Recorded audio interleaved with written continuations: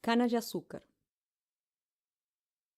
Vieram entusiasmados. Tinham ouvido falar do povoado como fonte de trabalho abundante e bem pago. A propaganda corria por toda parte. Polo de desenvolvimento, exemplo a seguir. Como jovens que eram, como pobres que eram, agarraram-se à esperança, dando-a como certa. Como citadinos que também eram, junto com a esperança, guardaram entre as duas coisas um certo menosprezo pelas dificuldades que alguém lhes vaticinou. Se aqueles caipiras podem, como a gente não vai poder? Só faltava essa. Guris de 10 e 12 anos tinham-lhe falado, faziam aquele trabalho. E até mulheres, às vezes. Imagina! Não podiam pensar de outro jeito. Eram caras legais, criados em cidade grande, informados, acostumados a tudo. Como eles não iam poder com aquilo se os caipiras do norte, pobres, conseguiam? Um nativo do lugar, radicado fazia muito tempo em Montevidéu, tentou preveni-los. Olha que não é bem assim, companheiro. É trabalho bruto. Fiz quando jovem e não quero voltar a fazer. Eles olharam para o homenzinho, miúdo e leve como um pássaro, as mãos lisas. Era sensorista. A pele clara de quem mora em prédios, cortador de cana. Ele? Não acreditaram muito. Nem sequer acreditaram que o homenzinho de mãos lisas, que controlava elevadores, tivesse feito aquilo alguma vez.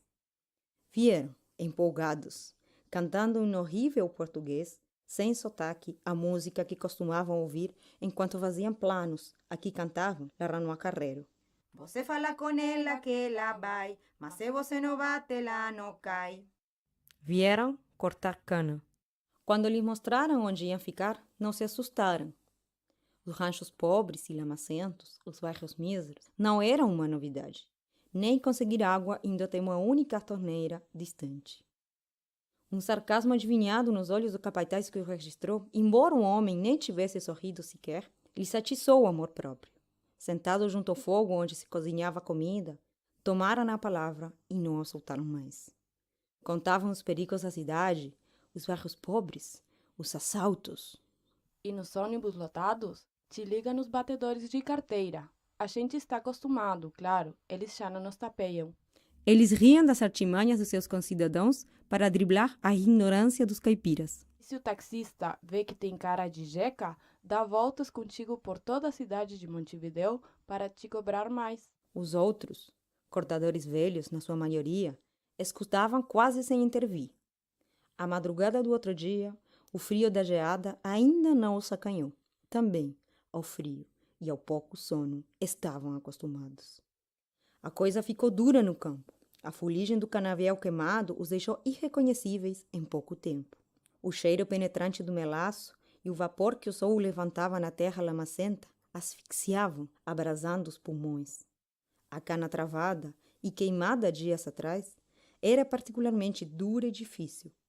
Os cortadores veteranos suavam em bicas, os novatos, à meia tarde, já não podiam segurar a machada.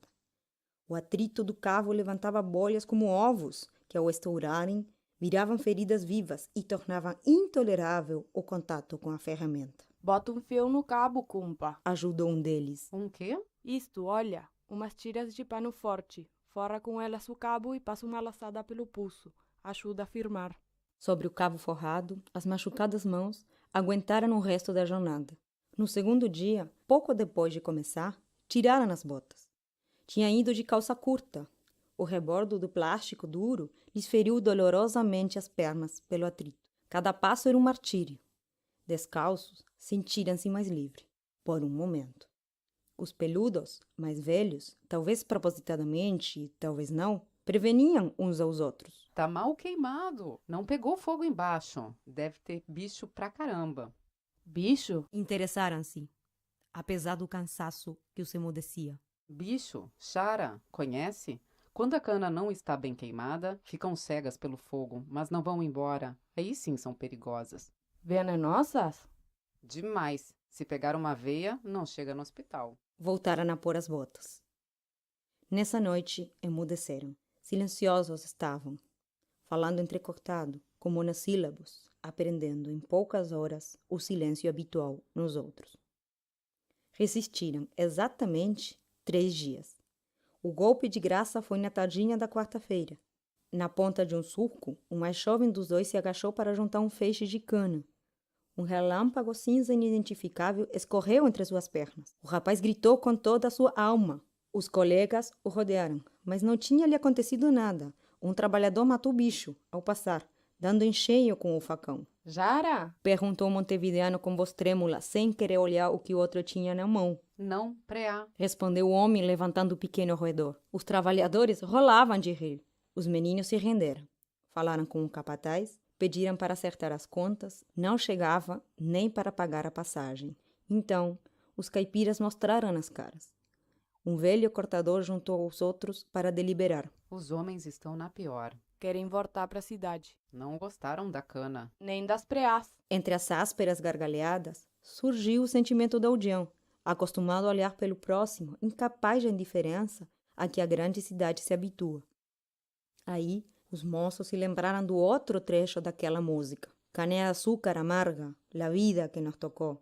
Não se asuste, companheiro, que uno más uno são dois. Juntaram-se vários, 6 ou 7. Cada um finalizou uma luta. O velho, o líder tácito, por ser velho, deu dinheiro para os rapazes. Com isto, dá para ir embora e sobra um pouco, até que se virem. Os montevideanos, gente boa, afinal de contas, tiveram a hombridade de engolir o orgulho. Agradeceram de coração, abraçaram o velho que tinha reunido os outros, deixaram seus endereços, ficaram nas ordens. Não permitiram que apertassem suas mãos, porque elas estavam em carne viva. Caminhando pela estrada rumo ao ponto de ônibus, um chuvisco de cinza os atingiu. De longe se enxergavam a fumaça e as chamas. Olha, estão queimando. O outro nem se virou. Deixa essas carnes imundas, irmão. Vamos para casa. E olhando de vez o canhavial junto à estrada, gritou raivosamente. Que corte o filho da puta que plantou. O miúdo ascensorista, depois de ter voltado do trabalho, tomava chimarrão sozinho na porta da sua casa quando os viu passar de volta. Uma faísca de burla ou nostalgia acendeu-lhe os olhos. Já acabou a safra, compas? Mau ano. Olharam-no apenas. Passaram direto, sem responder.